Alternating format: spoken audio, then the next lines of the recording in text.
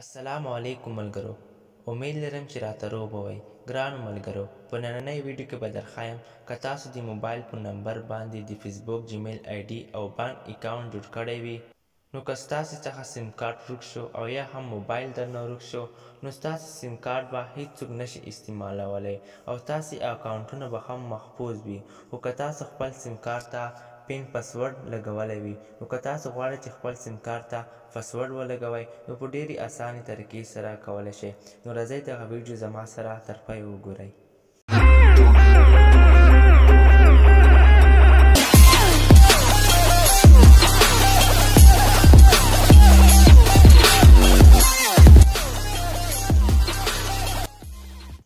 نو را به شئ د خپل موبایل سیټینګ ته، سیټینګ به خلاص کړئ. کله چې تاسو سیټینګ خلاص کړو، بیا به پاس سرچ ته راشئ. په سرچ کې به ولیکئ لاک سیم کارت.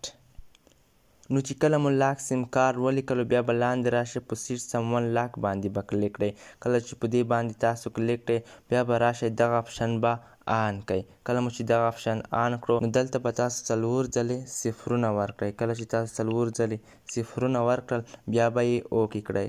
بیا به لاندې راشئ، په چینج سم پین باندې به کلیک کړئ. کله مو چې په دې باندې کلیک کړو، نو بیا به همغه څلور ځلې صفرونه ورکړئ. کله مو چې صفرونه ورکړل، نو بیا به یې اوکې کړئ. کله چې تاسو اوکې کړو، نو اوس به تاسو نوی پاسورډ ورکړئ. نو کله مو چې څلور انچې پاسورډ ورکړو، بیا به یې اوکې کړئ. نو بیا به راشئ، همغه څلور انچې پاسورډ به ورکړئ کوم چې مخکینی تاسو ورکړو. نو زه به هغه پاسورډ ورکړم، بیا به یې اوکې کړئ.